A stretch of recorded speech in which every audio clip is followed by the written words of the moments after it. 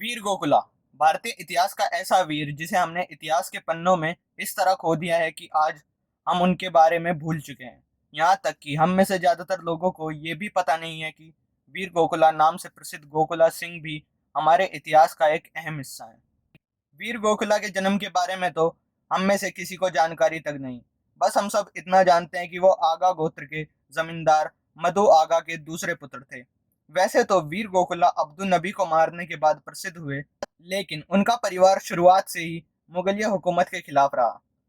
साल 1650 में वीर गोकुला के पिता मधु सिंह की मृत्यु हो गई और साल 1651 में मधु सिंह के चाचा सिंघा ने मिर्जा राजा जयसिंह के खिलाफ लड़ाई की, जिसमें मधु सिंह के बड़े बेटे और वीर गोकुला के बड़े भाई सिंधुराज शहीद हो गए।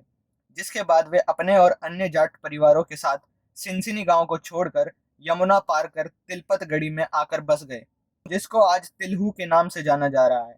लेकिन आज उनकी वीर गाथाओं के अलावा ना तो उस गांव में वीर गोकुला की मूर्ति है और ना ही कोई और निशानी। वीर गोकुला तिलहू आकर जमींदारी करने लगे और समय के साथ अपने क्षेत्र के काफी प्रभावी जमींदार बन गए।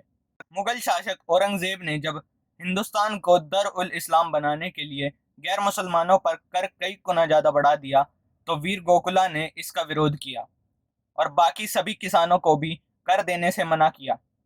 जिसके बाद मुगल सैनिकों ने किसानों पर अत्याचार शुरू कर दिए। इसी दौरान जब औरंगजेब ने हिंदू मंदिरों को तोड़ने का फरमान जारी किया, तो कुषाण काल के मंदिरों को क्षतिग्रस्त होता देख वीर गोकुला ने अब्दुल नबी को मारने की योजना बनाई और मई के महीने में तिलहू से 25 किलोमीटर दूर सिहोरा गांव में अपने जाट साथियों और किसानों के साथ मिलकर अब्दुल नबी पर हमला कर दिया और अब्दुल नबी को वहीं मार गिराया। बचे खुचे मुगल सैनिक जाटों का ये रूप देख भाग खड़े हुए, पर वीर गोकुला यहीं नहीं रुके। वे आगे बढ़े और सादाबाद की छावनी पर टूट पड़े। वहां मौजूद सैनिकों को मारकर और छावनी को लूटकर उन्होंने उस छावनी को आग लगा दी, जिसका धुआं जल्द ही दिल्ली और आगरा में दिखने लगा। तो इधर निराश हिंदुओं को जीवन की ज्योति दिखी और एक जमींदार में उन्हें अपना रखवाला दिखा, क्योंकि राजा तो पहले ही मुगलों के गुलाम हो चुके थे। अगले 5 महीनों तक वीर गोकुला मुगलों से लड़ता रहा और उनके अंदर अपना खौफ और आतंक बढ़ाता रहा, जिसे देखने के बाद सितंबर में शफ शिकन खान ने वीर गोकुला को संधि प्रस्ताव भेजा, जिसमें उसने कहा कि यदि वो लूटा हुआ खजाना वापस कर दे और मुगल सल्तनत के खिलाफ हो रहे विद्रोह को रोक दे, तो औरंगजेब उसे क्षमादान देने के लिए तैयार है। जिसके जवाब में वीर गोकुला ने अपने अपराध को पूछते हुए क्षमादान को ठुकरा दिया और हिंदुओं पे किए गए अत्याचार और आस्था को ठेस पहुंचाने के लिए औरंगजेब को माफी मांगने को कहा। जिसके बाद औरंगजेब ने वीर गोकुला को राजा या ठाकुर की उपाधि देकर रिझाने का प्रस्ताव रखा, पर वीर गोकुला के आगे उसकी ये कूटनीति भी काम ना आ पाई। जिसके बाद औरंगजेब को अपना दर उल इस्लाम का सपना टूटता सा दिखा, जिसके कारण वो 28 नवंबर 1669 को मथुरा आ पहुंचा। उसके साथ उसकी बड़ी सी मुगल सेना और आसपास के कई शहरों के फौजदार भी वहां अपनी सेना के साथ आ पहुंचे। तो वहीं वीर गोकुला अपने साथियों के साथ फसल की बुआई के सिलसिले में आगरा गए हुए थे, जिसके चलते औरंगजेब ने वीर गोकुला को चारों ओर से घेर कर हमला करने की योजना बनाई। आगरा परगने से अमानुल्लाह खान, मुरादाबाद के फौजदार नामदार खान, आगरा शहर से होशियार खां और मथुरा के नए फौजदार शफ शिकन खान ने अपनी अपनी सेनाओं के साथ वीर गोकुला को घेर लिया। दिसंबर के आखिरी सप्ताह में वीर गोकुला का सामना तिलपत से 20 मील दूर मुगल सेना से हुआ। जहां मुगल सेना में तोप, घुड़सवार और परीक्षित सैनिक थे, तो वहीं वीर गोकुला के जाट ना तो परीक्षित थे और ना ही उनके पास उस वक्त के आधुनिक हथियार थे। के पास थी तो बस क्रांति की भावना और पुराने समय से चले आ रहे तीर तलवार जैसे हथियार, जिनके साथ ही वीर गोकुला और उनके साथियों ने औरंगजेब की शाही सेना से 3 दिन तक लड़ाई लड़ी। यानी कि जिन मुगलों ने तीनों पानीपत की लड़ाइयां एक एक दिन में जीत ली थी, वो मुगल आज लगातार 3 दिन लड़कर भी एक जाट जमींदार को हराने में असफल रहे।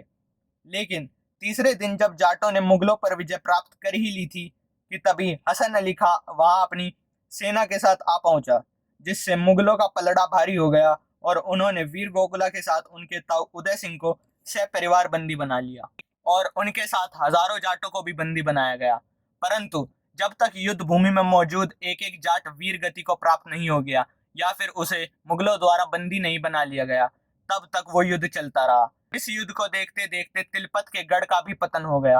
वीर गोखला और उनके ताऊ उदय सिंह के साथ साथ जिन जाटों को औरंगजेब ने बंदी बनाया, उन सबको आगरा ले जाया गया, जहां औरंगजेब ने जाटों से कहा कि अगर तुम सब अभी इस्लाम को अपना लोगे तो तुम्हें बख्श दिया जाएगा। परंतु जाटों ने औरंगजेब से कहा कि वो इस्लाम अपनाने से अच्छा है कि मृत्यु को अपना ले। जिसके बाद अगले ही दिन वीर गोखला और उनके ताऊ उदय सिंह को आगरा कोतवाली ले जाया गया। वीर गोखला और उनके ताऊ उदय सिंह दोनों के शरीर को लोहे की मजबूत बेड़ियों ने जकड़ रखा था। जब कोतवाली पर जन समूह इकट्ठा हो गया तो जल्लाद को बुलाया गया और निर्देश दिया गया कि इन दोनों के शरीर के टुकड़े टुकड़े कर दिए जाएं।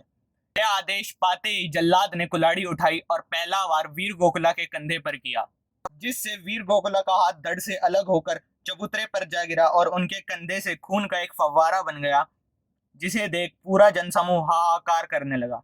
परंतु वीर गोखला ने कोई प्रतिक्रिया नहीं की और अपनी बेखौफ आंखों से जल्लाद की ओर देखने लगे। जल्लाद ने धीरे धीरे वीर गोखला और उनके ताऊ उदय सिंह के शरीर के टुकड़े कर दिए।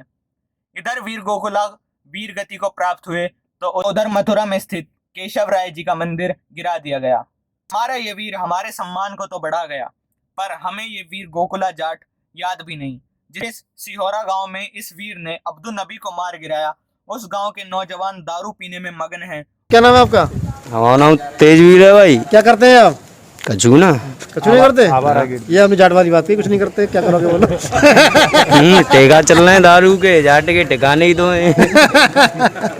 तो आपको कुछ पता है गोखला जाट के बारे में? ना ना ना। यहाँ तक कि वीर गोखला के अपने गांव, जिसे आज तिल्लू 76 के नाम से जाना जाता है, उसमें रह रहे उनके वंशजों को भी वीर गोखला के बारे में ज्यादा जानकारी नहीं। तो आप उसी परिवार से बिलोंग करते हैं? हाँ, यही बता, मतलब बड़े बूढ़े का किसने बताया आपको? हमारे बाबा ने बुनने का है। अच्छा, बाबा का नाम क्या था? रामलाल का है। पर बाबा का नाम? परबाबा को नाम हो रामलाल, बाबा को नाम तो रामलाल और उनका पतराम हमारे बाबा का है। अच्छा। और बाकी बाद में राजेंद्र सिंह, फिर पापा ये माए का है। अच्छा अच्छा। और बाकी बाद में का है हम। आपके कितने बच्चे हैं? 3 बच्चे हैं का। हाँ। अच्छा अच्छा। तो गांव में कोई निशानी नहीं है अभी तक गोखला जाट की?